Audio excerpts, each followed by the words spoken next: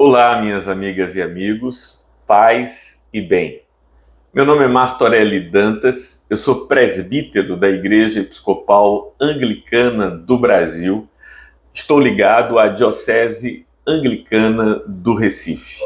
Estou gravando esse vídeo para lhes mandar alguns esclarecimentos que eu entendo serem necessários em relação à pregação feita pela bispa Marian Budge no dia 21 de janeiro, do púlpito da Catedral Episcopal de Washington, da Catedral Nacional de Washington, esta catedral ligada à Igreja Episcopal dos Estados Unidos. De certa forma, nós fazemos parte da mesma denominação, porque estamos ligados à comunhão anglicana. Por isso eu me sinto no dever de fazer alguns esclarecimentos.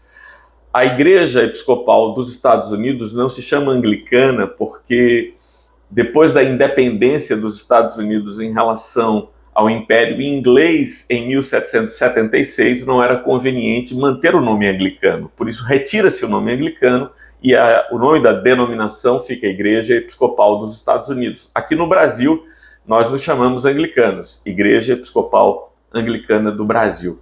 Mas façamos alguns comentários que eu entendo serem relevantes em relação ao conteúdo e ao impacto que teve a pregação da bispa Marian. Em primeiro lugar, era importante que nós entendêssemos o que significa dizer que a mensagem foi proferida do púlpito da Catedral Nacional de Washington. Significa que aquele não é um espaço do Estado americano. Nós não estamos falando de um local que pertença ou que esteja sob jurisdição efetiva do Capitólio ou da Casa Branca. Não, aquele é um espaço religioso que pertence à Igreja Episcopal dos Estados Unidos. E dizer que é catedral significa dizer que a cátedra, a cadeira do bispo ou da bispa naquele caso, que é a bispa Marian, reside ali, está ali. Ou seja, aquela é a sede da Diocese Episcopal de Washington. E a maior autoridade naquela diocese é a bispa Marian.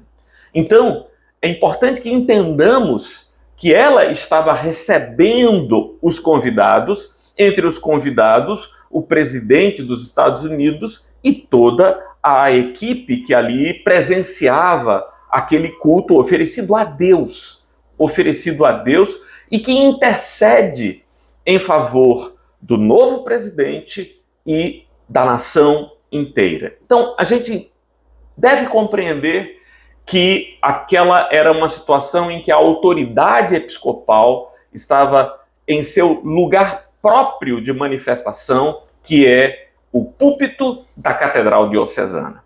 Mas, em segundo lugar, eu acho que é fundamental que entendamos que uma igreja, diferentemente das experiências e percepções que muitos de nós temos, é um lugar de proclamação do Evangelho.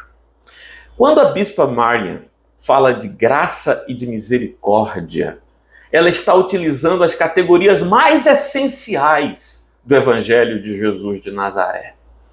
Quando ela pede misericórdia para as crianças, quando ela pede misericórdia para os migrantes, quando ela pede misericórdia para a comunidade LGBT, que está ali tomada de medo de serem perseguidos e perseguidas por políticas públicas intolerantes que são anunciadas sem nenhum pudor pelo presidente Donald Trump. Então, falar de misericórdia é próprio de quem prega o Evangelho. Falar de graça é próprio de quem prega o Evangelho. Falar de tolerância é próprio de quem prega o Evangelho. Mas é preciso ter coragem para pregar o Evangelho. O grande problema é que tanto lá nos Estados Unidos como aqui no Brasil, nós estamos acostumados a ouvir pregadores que falam o que é conveniente aos ouvidos das autoridades que estão presentes. São pregadores dos palácios, são pregadores que estão interessados nos favores, no fisiologismo próprio da política, e não era o caso da bispa Marian.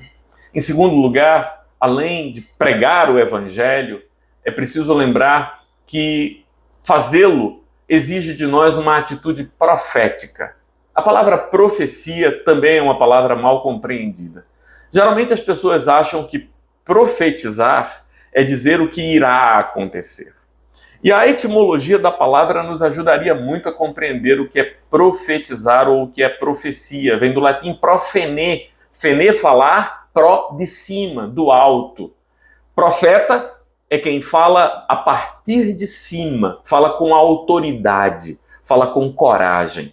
O que a bispa Marian fez foi um ato profético.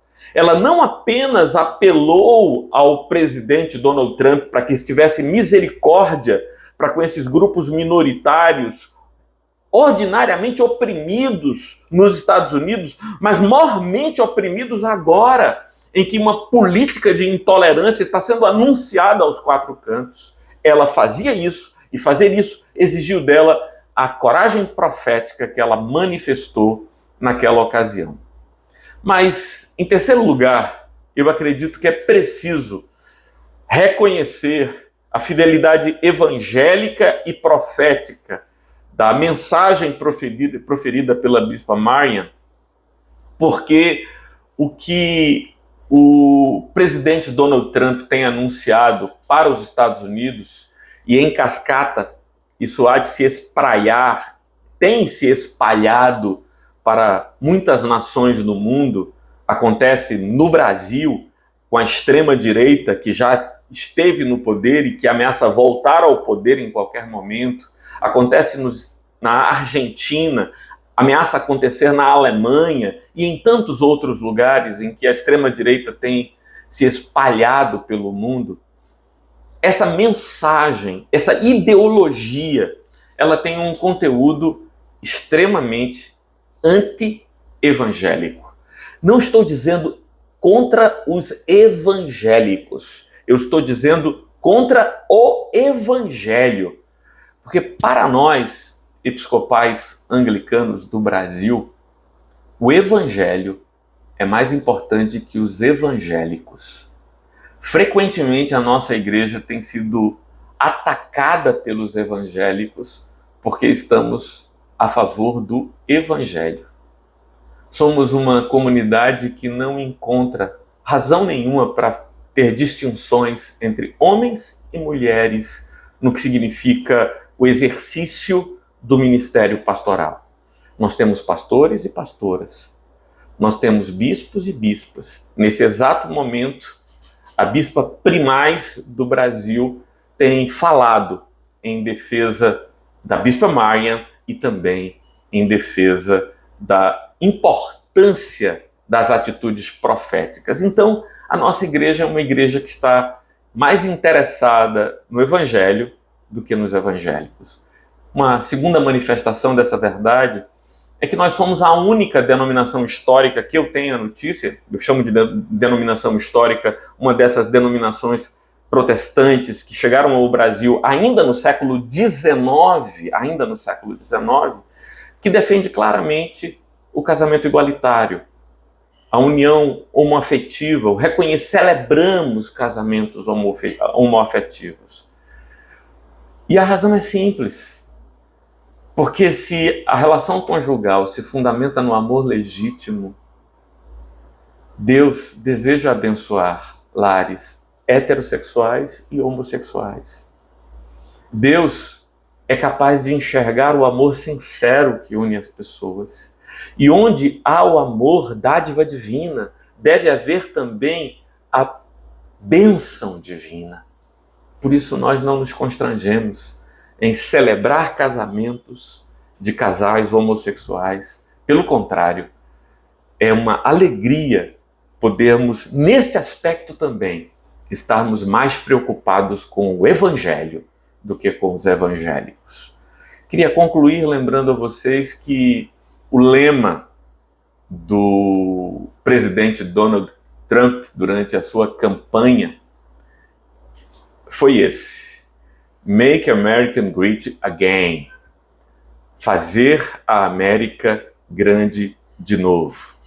e muitas das suas medidas são aplaudidas pela população americana, porque renasce neles o sonho ufanista de uma grande nação que domina o mundo, que é um império global.